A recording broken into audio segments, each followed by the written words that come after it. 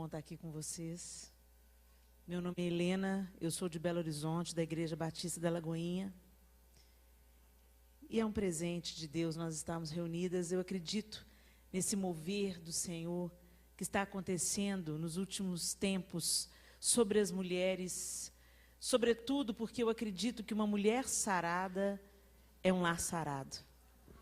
Nós temos uma habilidade dada por Deus de influenciar as pessoas ao nosso redor. Quando uma mulher está azeda em casa, tudo azeda. Quando uma mulher está triste em casa, tudo entristece. Agora, quando tem uma mulher curada, restaurada e feliz dentro de casa, quem subsistirá? Ninguém pode resistir, né?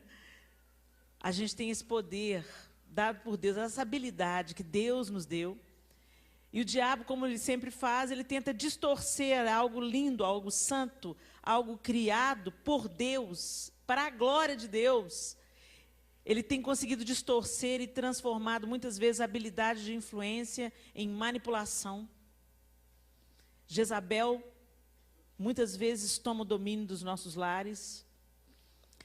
E isso se dá muito pelas feridas não tratadas, as feridas não curadas no nosso coração. Então o Senhor tem todo o interesse de nos sarar. Ele é o principal interessado.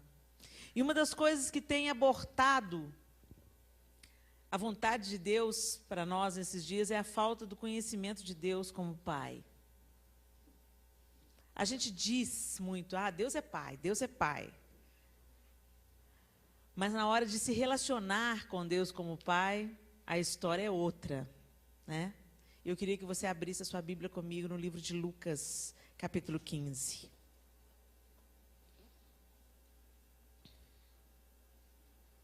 Lucas, capítulo 15.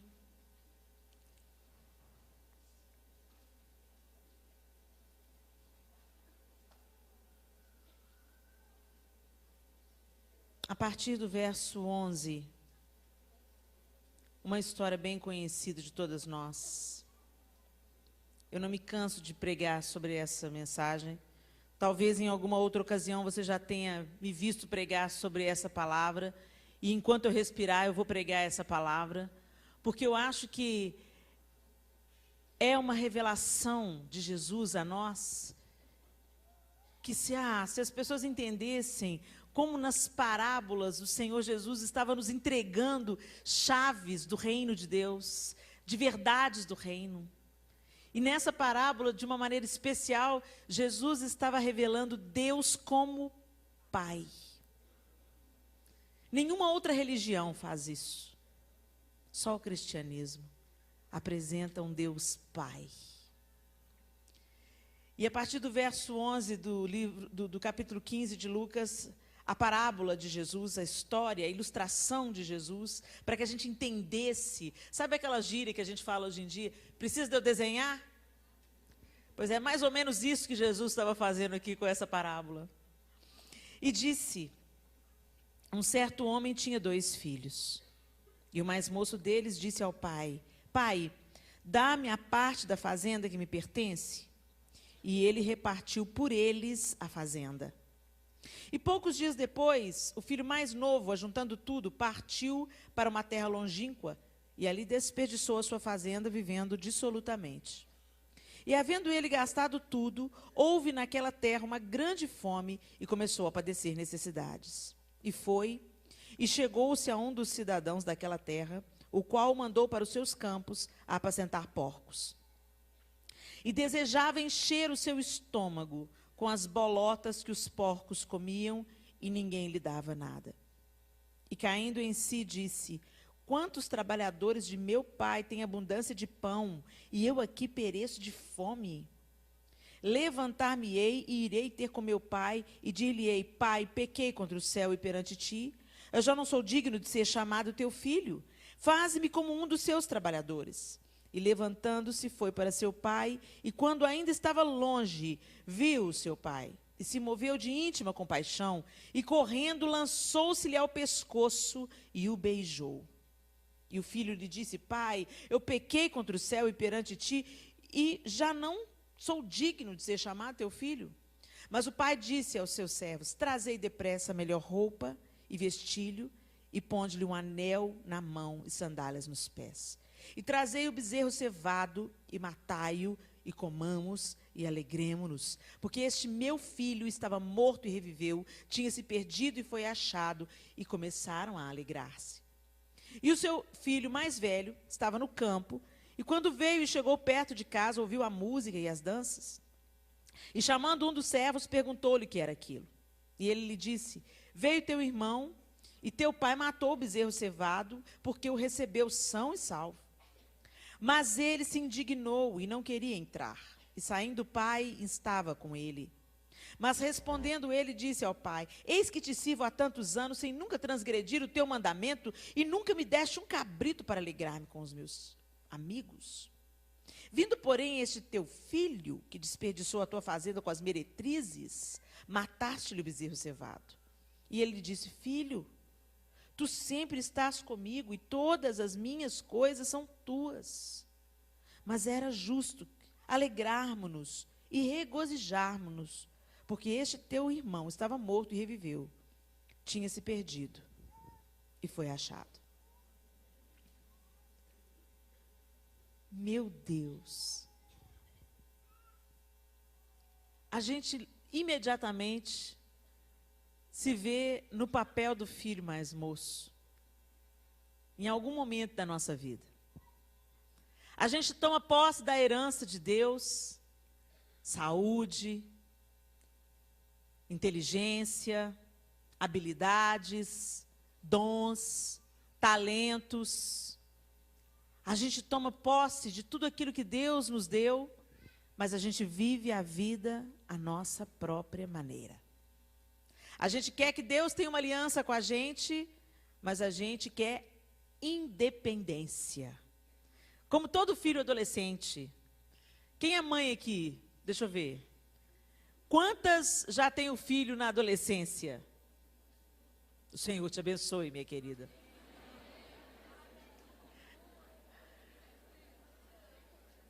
E para você que não é casada, não é mãe, ou está com os filhos ainda criancinhas, é só se lembrar da adolescente que um dia você foi.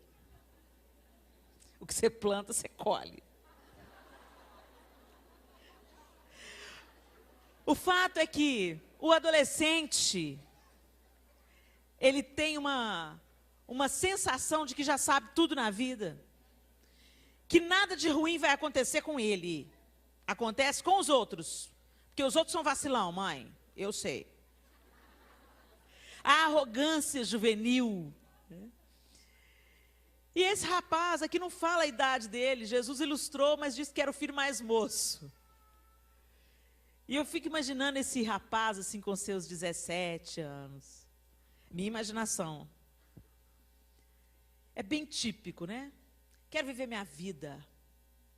Me dá aí a grana que eu estou sartando fora. Eu quero ter independência. Eu quero ter as minhas próprias experiências, pai. Me deixa respirar. Me deixa viver. E às vezes a gente age da mesma forma com Deus. A gente quer respirar. A gente quer viver. A nossa própria maneira. E a gente vai em Deus como os filhos adolescentes vêm nos pais. Como se fosse um banco. Um caixa eletrônico. É só você usar, no caixa eletrônico você usa o cartão. Com o pai e com a mãe você usa as palavras certas. E dá uma facada básica, né? Mas a gente faz a mesma coisa com Deus. Então é fácil a gente se identificar com o filho mais moço. Quantas vezes a gente chega para Deus vasculhando os bolsos de Deus? O que você tem para mim aí, Deus? Tem cura aí? Tem poder aí? Tem milagre aí? Você nunca se lembra de Deus quando está tudo bem, mas você se lembra de Deus quando a coisa está difícil. Quando a coisa começa a entornar, aí você corre para Deus. Você nunca tem tempo para parar na presença de Deus, mas quando a coisa arrocha, você arruma um jeito. Aí faz jejum, oração, e você vasculhar os bolsos de Deus. É o gênio da lâmpada, né? Você esfrega direitinho e ele vai te conceder 3 pedidos. Mas Deus não é o gênio da lâmpada, ele é pai. E esse menino pediu a parte que cabia a ele na herança. Já começou errado. Tomar posse de uma herança com o pai vivo é maldição. Jesus sabia o que ele estava ilustrando. Em que contexto ele estava contando essa história? No padrão judaico, você reivindicar uma herança com o pai vivo era desonrar o pai. Ele não estava nem aí, esse garoto. E a gente acha que ele é o vilão da história, né? Mas como nós somos próximos dele? Como nós nos identificamos com ele? Agora, em nenhum momento, no desenho de Jesus, ele desenha um pai que argumentou com o filho. Não, filho. O que você vai querer fazer com esse dinheiro, garoto? Você é novo demais, não vai rolar, não. Quem ama dá limite, né? Mas esse pai deixou ir. E a gente pensa assim, gente, não é comum. Eu penso, pelo menos, não é comum. Principalmente quem estuda um pouquinho a cultura judaica, né? A ascensão e o poder que o pai tem sobre os filhos, a disciplina, a autoridade. E esse pai não questionou. Você quer? Toma aqui. E poucos dias depois, ele, pegou tudo que recebeu, caiu no mundo. E às vezes a gente pensa que cair no mundo, quando a gente olha para esse garoto, chutou o balde. Foi para a balada, foi para as drogas, foi para a prostituição. E aqui está falando que ele desperdiçou sua riqueza, sua herança, dissolutamente. Desperdiçou. Vivendo meia boca, vivendo de qualquer jeito. Vivendo com causas menos nobres. E a gente pensa, pecou. Mas às vezes a gente pensa que desperdiçar o nosso talento é ir para a prostituição e para a balada. Tem gente que está fora da casa do pai, frequentando a igreja todo domingo. Você vive a sua própria maneira. Você toma as suas decisões. Você escolhe os seus relacionamentos. A Bíblia é apenas um amuleto que você abre no Salmo 91 e deixa em cima da mesa.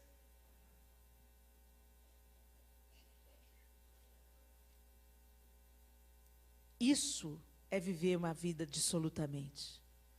Você tem uma riqueza, que é a palavra de Deus, nas suas mãos, mas você desperdiça. Você não presta atenção. Apropriada a música que a gente cantou hoje. Eu sou o que a Bíblia diz que eu sou. Eu tenho o que a Bíblia diz que eu tenho. Mas será que você sabe mesmo? O que você é? O que você tem? E sabendo disso, será que você vive como quem sabe? É muito fácil a gente falar. Mas na hora que o barco sacode, será que você se lembra que Jesus está no barco? Ele está no barco? Então, esse filho mais moço, ele não é apenas representante dos pecadores, viciados, inveterados. Não. Ele pode estar mais perto da nossa realidade do que a gente gostaria de admitir. E esse menino, movido pela sua arrogância juvenil, autossuficiência, independência, vai levar a vida à sua própria maneira. E quanta miséria a gente consegue para nós quando a gente vive a vida à nossa própria maneira. Eu vivi dentro da igreja muitos anos assim. Eu já cantava nos grupos de louvor da igreja. E eu costumo dizer que quando eu tinha 14 anos de idade, eu percebi que eu precisava de Jesus.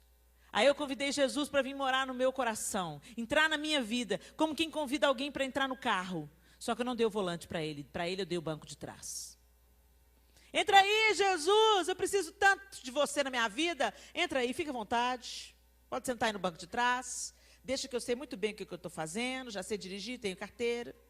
eu dirijo, eu governo a minha vida, eu tomo as minhas decisões, eu sei o que é melhor para mim. E aí, quando eu não aguentava mais entrar em beco sem saída, ele bateu no meu ombro e disse: Helena, dá o volante. Mas a gente continua discorrendo sobre essa palavra. E uma coisa que me chama a atenção aqui é que a ficha caiu. A ficha sempre cai. Mais dia, menos dia. Mais dia, menos dia, a gente percebe que a gente está vivendo uma vida que não coincide com a do outro.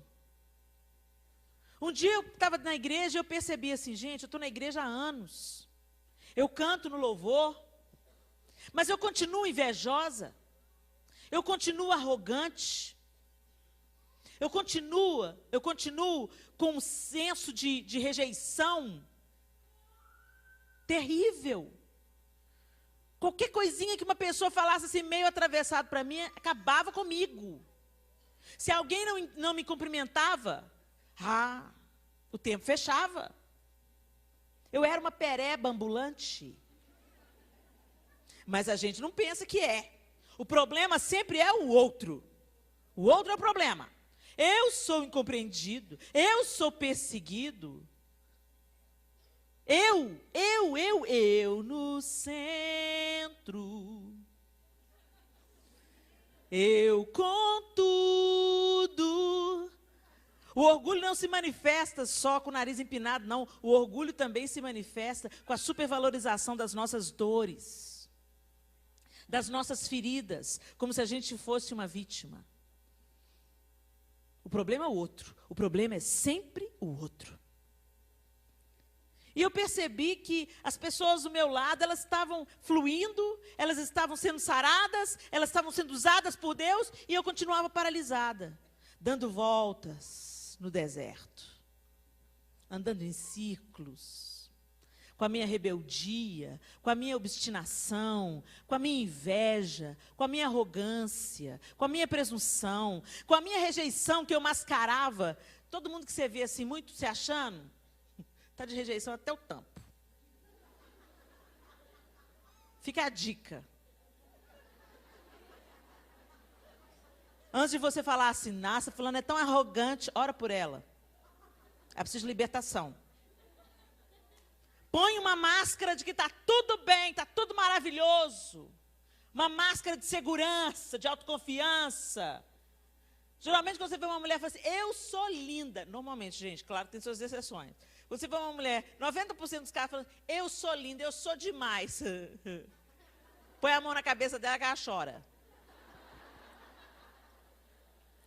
Porque o século ensinou a gente a mentir. Você tem que ficar bem na foto no Instagram.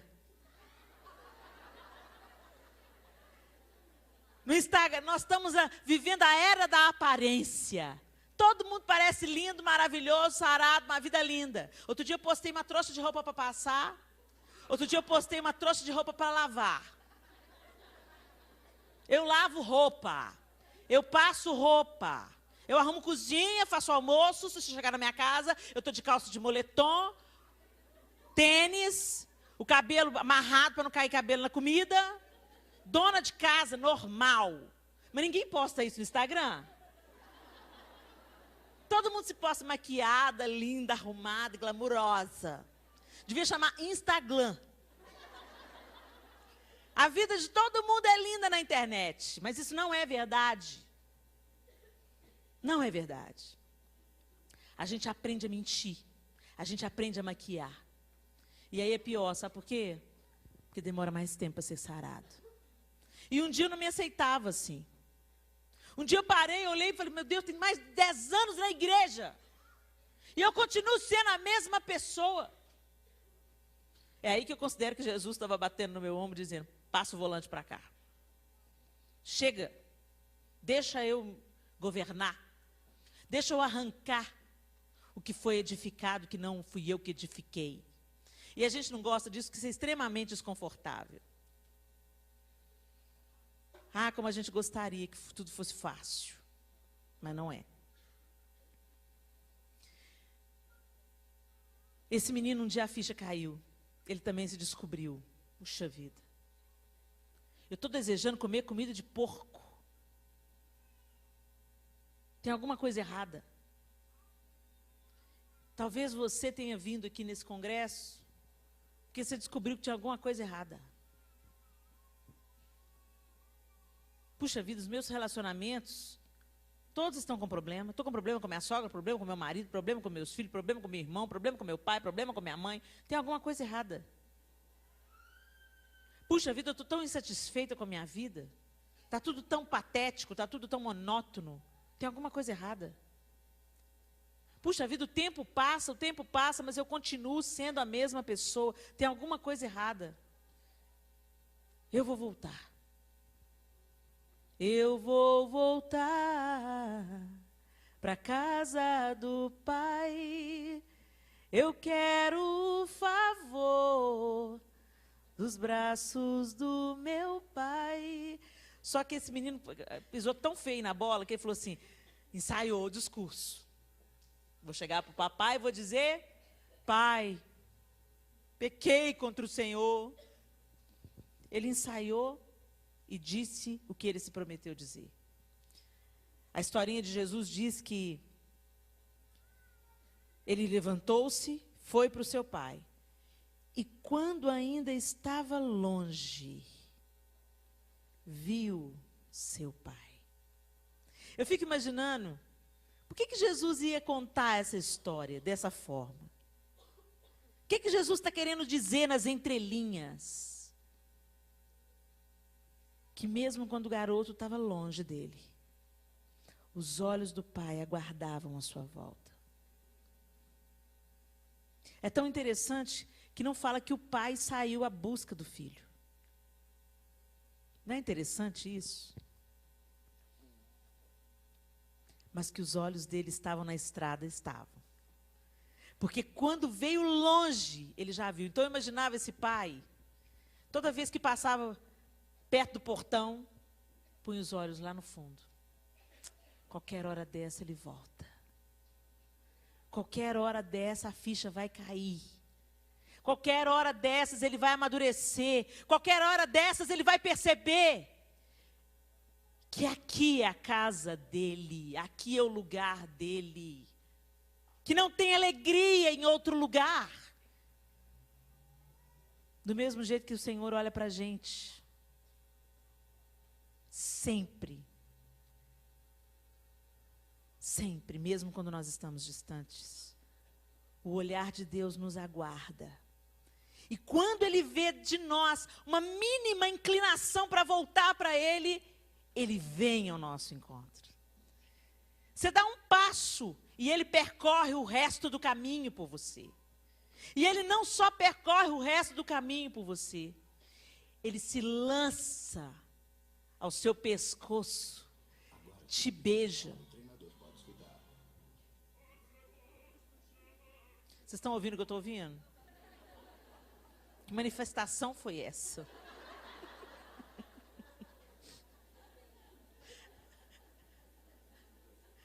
O pai se lança ao pescoço do filho, o beija, o abraça, mas ele está firme no discurso. Pai, eu pequei contra o Senhor, eu andei errado, eu pisei na bola. Mas o pai não quis nem ouvir, não quis nem saber. Mandou que trouxessem uma roupa nova. O Senhor troca as nossas vestes. Ele tira suas vestes de autossuficiência, de independência, de envolvimento com o século, de compromisso com o mundo, o nosso cheiro de mundo. Ele tira aquela roupa suja e nos coloca vestes de justiça. Ele coloca um anel no nosso dedo. Um anel significa o brasão, a autoridade, a quem você pertence. Um selo. Ele coloca um anel no seu dedo. E sandálias nos seus pés, para que você não se machuque na sua caminhada. Não ande por lugares espinhentos e tortuosos. E se tiver que andar, esses caminhos não vão paralisar você. Tem toda uma simbologia por trás dessa ilustração de Jesus, nessa revelação da paternidade de Deus. Deus está sempre pronto, te esperando. Deus tem roupas novas para te dar, um anel para colocar no seu dedo, para restituir a sua honra. Deus quer calçar os seus pés com sandálias, tirar dos seus pés as sandálias arrebentadas e poeirentas pelos caminhos por onde você andou. Quer calçar os seus pés com o evangelho da paz. Mas o que me chama mais a atenção nessa parábola não é a trajetória do filho mais moço. É a trajetória do filho mais velho. O pai deu uma festa para o filho mais moço. Ele estava esperando o retorno do garoto, e o garoto voltou são e salvo. Ele não se perdeu como tantos se perdem. Ele não morreu longe do Senhor, como acontece com tantos. Deu tempo dele voltar para casa, e o pai se alegrou com isso. E estava reconstruindo e dando uma festa para esse garoto, quando o filho mais velho chegou em casa. E o filho mais velho chegou de onde, gente, que a parábola diz? Do campo. O filho mais velho estava trabalhando para o papai. Que menino joia. Que menino justo. Que menino bom. O filho mais velho, responsável, equilibrado. Ele não saiu, ele não colocou uma mochila nas costas, com a imaturidade dele, foi viver a vida independente do pai. Não, esse menino é brilhante. Ele ficou em casa. Ele nunca se desviou. E ainda trabalhava para o pai, olha que moral. Ainda ajudava o pai, hein? Trabalhava no ministério.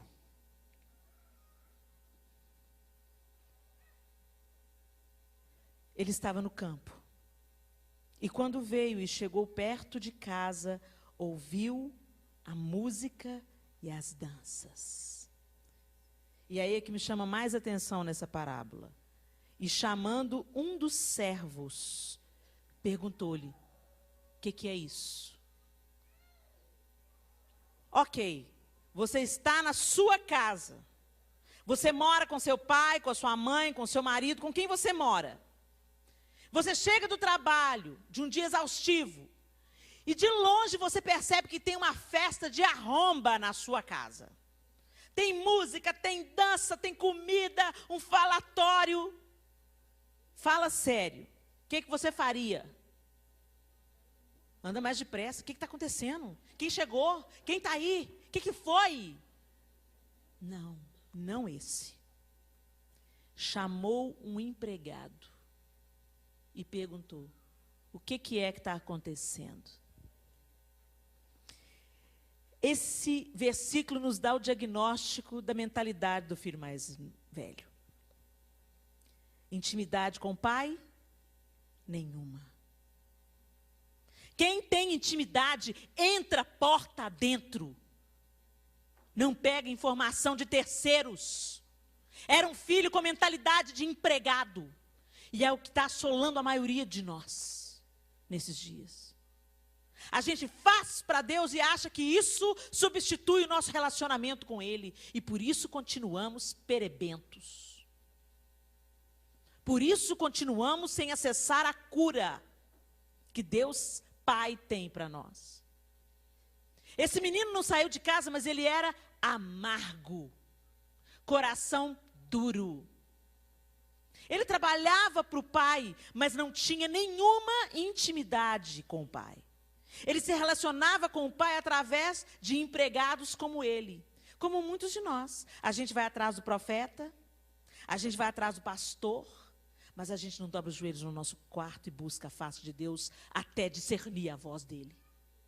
É mais fácil você se relacionar com Deus através do pastor. Vou lá para ver o que Deus vai falar comigo através daquela mulher lá que eu nunca vi na vida. Vou lá para ver se, as pessoas que não saem das filas de oração. O pastor acaba de dar uma palavra rema, maravilhosa, libertadora, e a irmãzinha vem, pastor, ora por mim. Vive de curso em curso, vive de encontro em encontro, Vive de evento em evento. E é bom. Isso tudo é necessário, te alimenta, te dá uns starts, te sacode. Mas o que você faz com isso? Vai para casa, fecha a Bíblia até o próximo domingo. Isso não é intimidade com Deus.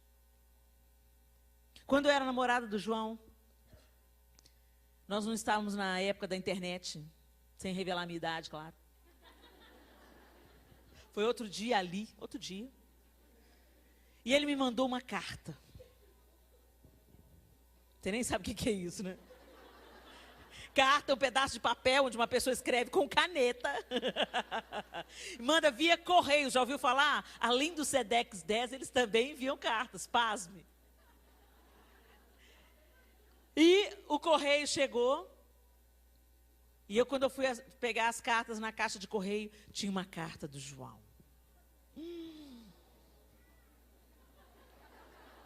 E eu cheirei a carta e a carta estava cheirosa. E aí eu chamei minha mãe e falei: mãe, a carta do João, lê para mim. Vocês acham que eu fiz isso? É claro que não. Eu pus a carta no peito, secretamente, corri para o meu quarto, tranquei a porta, me joguei na cama, abri a carta e li, e cheirei, e reli, e cheirei, e reli, e virei de barriga para cima, e ai, que amor! E queria imaginar entre as entrelinhas o que ele queria dizer com aquilo. Quando a gente ama alguém, a gente lê as cartas de amor, mas você não lê a Bíblia. Você pede para o pastor ler para você. Pastor, lê aí para mim, me explica aí o que ele está falando. A gente sempre quer se relacionar com Deus através de terceiros. O outro é importante no processo, porque foi Deus quem instituiu a igreja. Líderes, pastores e mestres. Glória a Deus pela vida de cada um deles. Ai de nós se não fosse eles. Mas Deus quer que você fale com Ele. Porque Ele tem coisas que Ele quer dizer a você. A minha cura começou aí. Houve um momento de ministração sobre a minha vida. Mas a pastora Zenete, que é quem me acompanha até hoje, dizia: Helena, volta para o seu quarto. Vai conhecer o seu Deus. E aí a gente entra para o quarto e com aquela cara de tacho, de quem pouco tem intimidade, e a gente fala: e aí, Deus? Tu sabes, né? Ele sabe, mas Ele quer te ouvir. Isso é relacionamento. Você fala e você escuta. Mas como eu vou saber se é Deus que está falando, Helena? Só você pode descobrir isso. Quando Ele falar, você vai saber que é a voz dEle.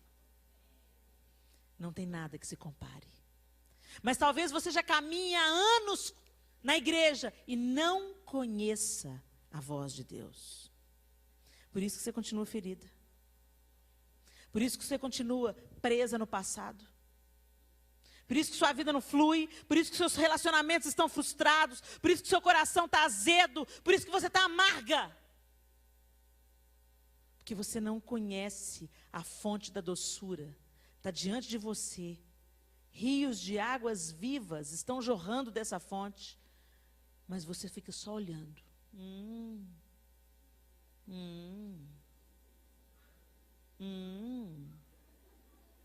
É bom? É bom. A gente se relaciona com Deus como esse menino mais velho. Chama o empregado, chama o pastor, chama o profeta, chama o missionário. O que está acontecendo? E o empregado relata para ele: veio teu irmão e teu pai matou o bezerro cevado porque o recebeu são e salvo. E aí você pensa: uau! Meu irmão voltou! Não. Mas ele se indignou e não queria entrar. A gente é pirracento. Mas Deus Eu estou querendo casar, Deus. Fiz 43 anos, Senhor. E a menina de 20 está casando, Senhor. Mas Deus, com 8 anos de casada, Deus. E os filhos que eu quero ter que não vêm. Mas Deus, por que o Senhor não curou minha mãe? Mas Deus, por que o Senhor levou meu pai tão cedo? Mas Deus, sempre temos questões, questionamentos, duvidamos do amor de Deus. Pensamos que Deus tem filhos prediletos e sentimos ciúmes e inveja dos filhos que nós achamos que são prediletos. Nos aborrecemos com a bênção da outra. A outra casou, celebre. Não, você vai para o quarto e chora. A outra foi promovida no emprego. Também, né? O pai dela é pastor. A outra canta e você não. Depois fala que Deus tem filho predileto. Alimentamos amargura. Alimentamos insatisfações. Temos uma lista de queixas contra Deus. E é exatamente isso que esse filho mais velho tinha. O menino que parecia joia, na primeira oportunidade derramou quem ele realmente era. O menino que estava no campo trabalhando para o pai. Ser pastora, missionária, evangelista, o que você faz não determina o seu grau de intimidade com Deus. Me estremece quando eu leio em Mateus o texto que Jesus diz: naquele grande dia, muitos virão e dirão: Senhor, Senhor, em teu nome profetizamos, em teu nome curamos enfermos, em teu nome expulsamos demônios. Quem faz isso? É a igreja. Somos nós. Essa palavra é para nós. Essa palavra não é para incrédulo. Essa palavra é para nós, igreja. Nós profetizamos em nome de Jesus, nós oramos e curamos enfermos em nome de Jesus. Os demônios se submetem a nós em nome de Jesus, mas nós corremos o risco de naquele grande dia ouvir: fique longe de mim, eu nunca te conheci. Meu Deus! Só de pensar nessa possibilidade me desespero. Não é o que eu faço para Deus. O que eu faço para Deus tem que ser consequência de uma vida com Ele, porque se não for, naquele dia eu vou ouvir: fique longe de mim, eu não te conheço. Deus te conhece. Deus te conhece.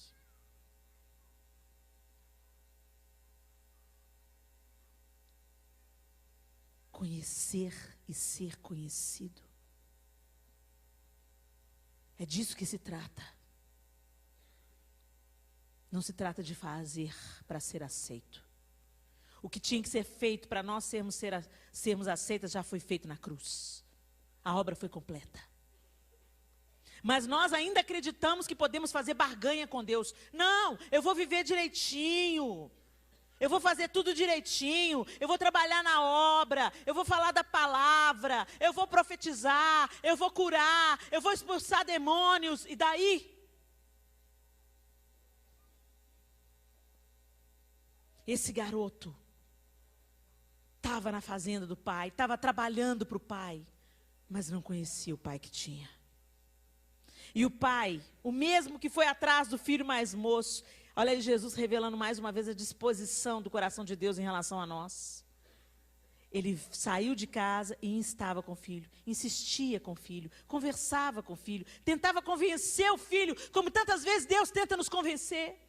Vem para mim, vem passar tempo comigo. Tem coisas que eu quero falar com você, tem coisas que eu quero fazer por você, mas você está tão ocupado fazendo a minha obra.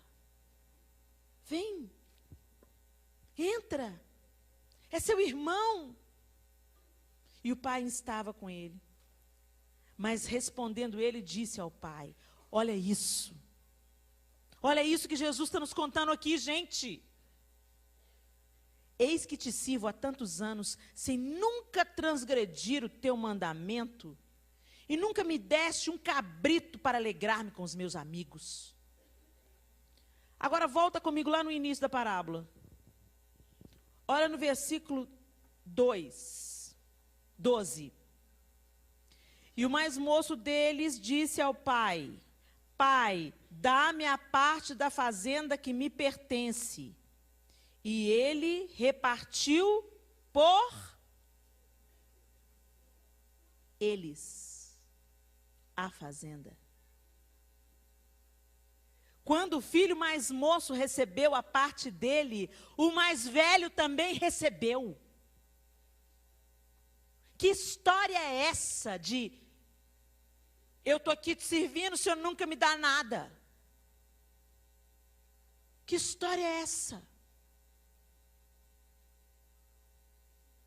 Nós recebemos a nossa porção. Às vezes você está insatisfeita com a vida do outro. Olha para as suas mãos.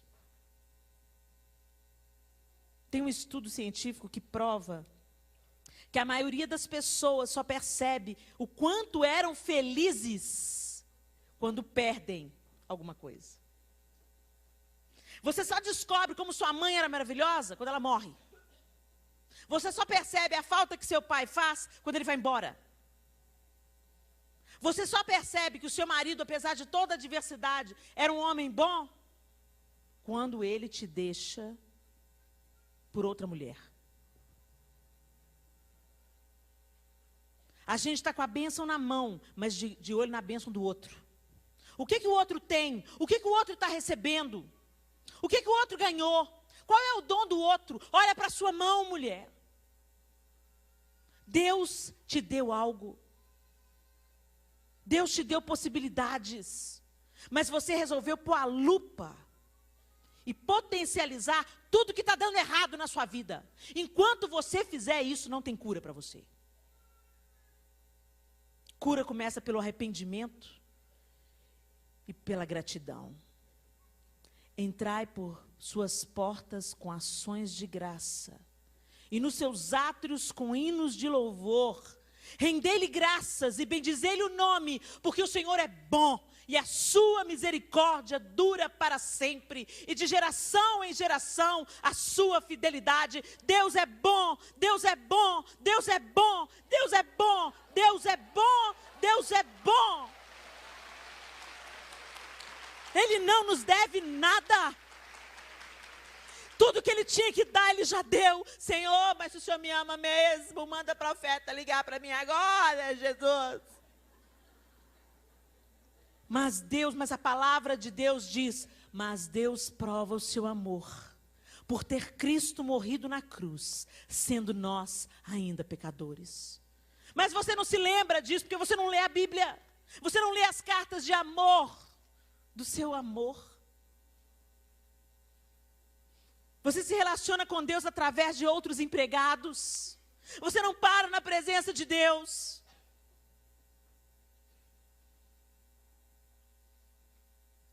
Mas Deus ainda teve compaixão, o Pai ainda teve compaixão. Olha, interessante. Ele não só parou aí o filho mais velho. Ele não parou só falando que não tinha nada, não. Ele falou assim, vindo porém este teu filho, não é meu irmão não, este teu filho, a gente rejeita o outro. Quantas pessoas você já rejeitou na sua vida? Quantos irmãos seus, comprados pelo sangue de Jesus, você riscou da sua lista? Você ignora. Muitos deles você não quer se relacionar por dor de cotovelo. Porque você consegue chorar com quem chora, mas você não consegue se alegrar com aqueles que se alegram. Isso mostra como é que o nosso coração está podre, azedo, estragado. Vindo esse seu filho que desperdiçou a sua fazenda com meretrizes, quem falou que o menino desperdiçou com meretrizes? O que esse menino sabia? O que o irmão mais velho sabia da vida do outro? Naquela época não tinha Twitter, não tinha fofocas gospel, o site de fofocas gospel.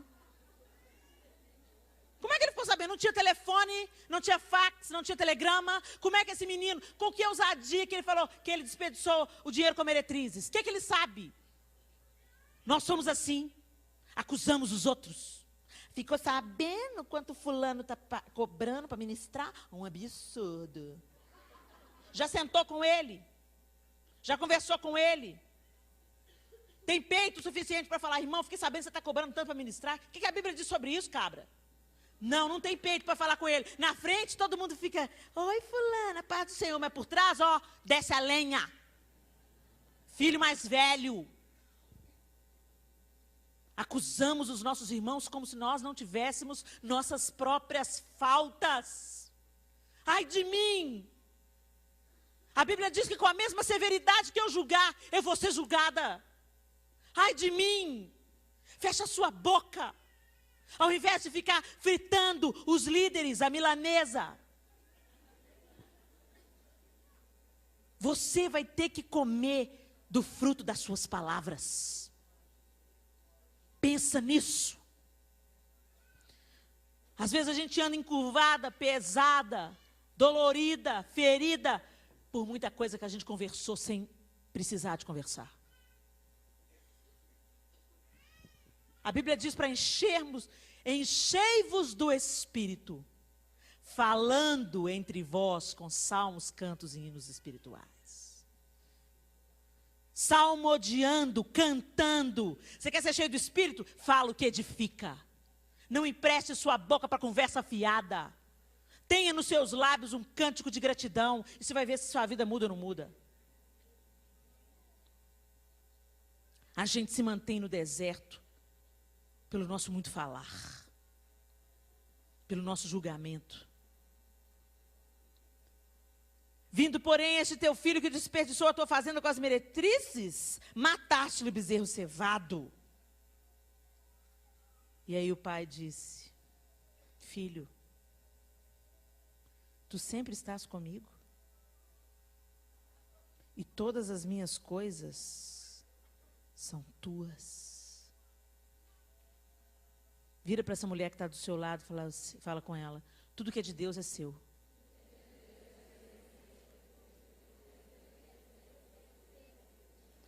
Não, vocês não entenderam. Tudo que é de Deus é seu. Você tem acesso.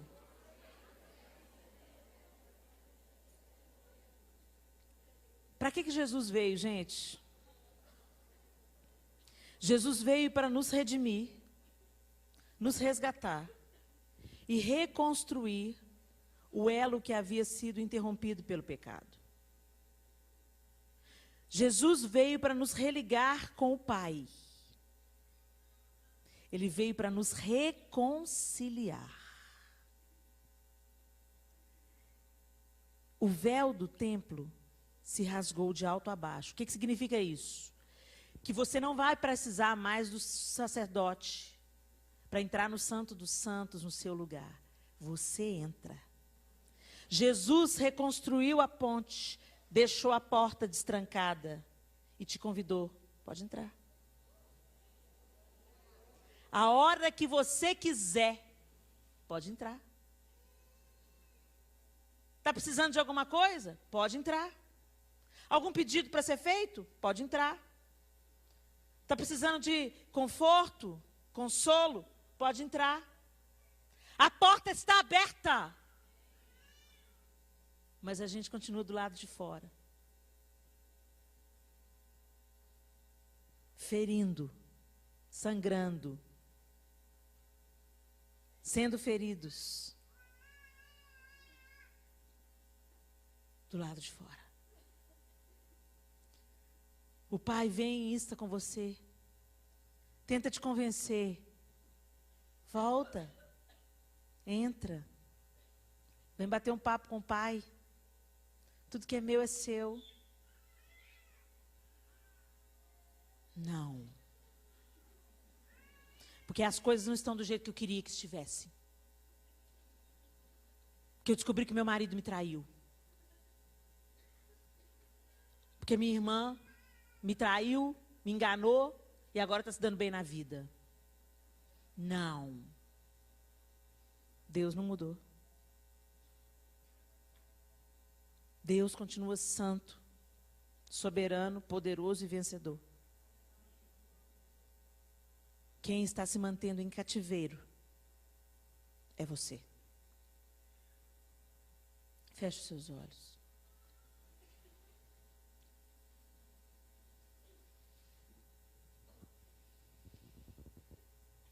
Tu sempre estás comigo. Todas as minhas coisas são tuas. Mas era justo alegrarmos-nos e regozijarmos-nos, porque este teu irmão estava morto e reviveu, tinha se perdido e foi achado. Eu estava ainda longe e correste para mim. Os teus olhos me viram no caminho. Quando arrependido eu voltei para ti. E com compaixão correste em minha direção. Com um beijo e um abraço me deste teu perdão, meu Pai, meu Deus, meu Pai, meu Pai, Abba, Pai, novas vestes eu ganhei, me deste um anel, mais que servo, filho do rei, vinho do melhor tonel. Meu Pai, meu Deus, meu Pai, meu Pai, Abba, Pai, meu Pai, meu Deus, meu Pai, meu Pai, Abba, Pai. O Senhor quer se revelar a você como Pai, não de acordo com o seu pai terreno. Tantas vezes transferimos para Deus os equívocos do nosso pai terreno. Quando você diz Jesus, Jesus, seu Salvador, que foi àquela cruz no seu lugar, seu resgatador. Quando você diz Espírito Santo, Consolador, professor, aquele que me convence. Mas quando você diz Pai, alguma coisa fecha o seu coração. Pai? Pai é aquele que abandona. Pai é aquele rígido, ríspido, ignorante, bruto. Pai? Pai é aquele que abusa da autoridade. Pai? Pai é aquele que me tocou como não devia ter me tocado. Pai? Aquele homem que bateu na minha mãe? Pai? O homem que chega cambaleando em casa, vencido pelo álcool? Pai? O diabo tem sido bem sucedido em deformar as figuras paternas do nosso tempo, porque ele sabe que com isso ele afeta o nosso relacionamento com Deus Pai. Mas eu quero te dizer que Pai é justo, Pai é amoroso, Pai é provedor, Pai é aquele que sempre tem um colo, não interessa o que você tenha feito. Pai é aquele que acolhe, que protege, que supre as necessidades, que te encoraja, que te inspira, que te empurra, que te ensina a andar de bicicleta, que te leva na escola, que gargalha com seus primeiros passos, que dorme com você aconchegado ao peito. Deus é um Pai perfeito. Deus é um Pai completo. Nós é que nos afastamos com as nossas feridas, com os nossos medos e com a nossa pouca visão da paternidade de Deus, porque não paramos para ler suas cartas de amor. Erguemos punhos para Deus quando as coisas dão errado, mas não procuramos conhecê-lo. Não há cura. Não há cura em outra fonte. Deus Pai. Foi para isso que Jesus veio, para nos apresentar ao Abba. E é isso que Ele fez através dessa história. Ele contou para nós. Tem 2 filhos, 2 temperamentos, 2 decisões.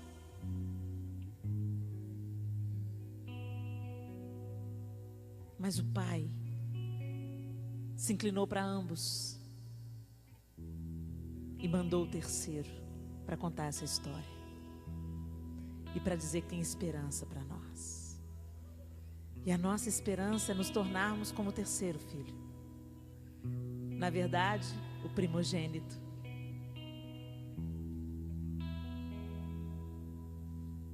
Eu não sei com qual dos 2 filhos você mais se identificou nessa noite, mas nós estamos em uma das 2 categorias. Ou nós somos filhos que servimos a Deus, mas nos tornamos ríspidos, religiosos, e achamos que nossas obras é que nos justificam. Nos vemos tão bonzinhos, tão justos, tão certinhos, que acabamos nos tornando exigentes, pouco amorosos, pouco misericordiosos, prepotentes até. Ou somos como o filho mais moço, experimentando a vida, querendo curtir adoidado, não queremos abrir mão dos prazeres, não queremos abrir mão daquilo que a gente gosta, e deixamos Deus à margem das nossas decisões. Mas tem um terceiro modelo para você: o reconciliador, ungido de Deus, pleno, sarado, manso e humilde de coração. Vinde a mim todos vós que estáis cansados e sobrecarregados, e eu vos aliviarei. Tomai sobre vós o meu jugo, porque o meu fardo é leve. Está pesado? Não foi Deus que colocou nas suas costas. Está difícil? Não foi Deus que colocou isso sobre você. E Ele ainda nos convida: aprendei de mim, que sou manso e humilde de coração, e achareis descanso. Descanso para as vossas almas. Está pesado? Está cansada? Sua alma está cansada? Vinde a mim e aprendei de mim, que sou manso e humilde de coração.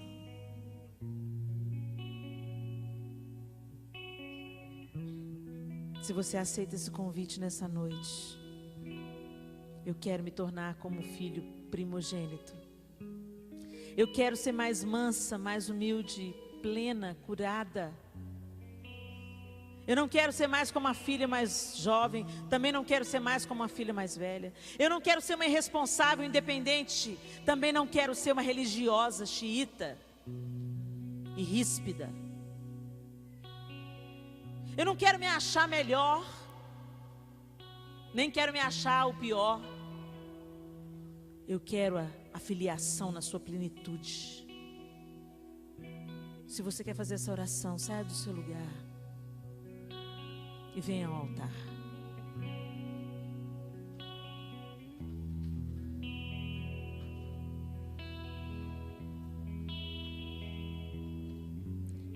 Quero beber do seu rio, Senhor.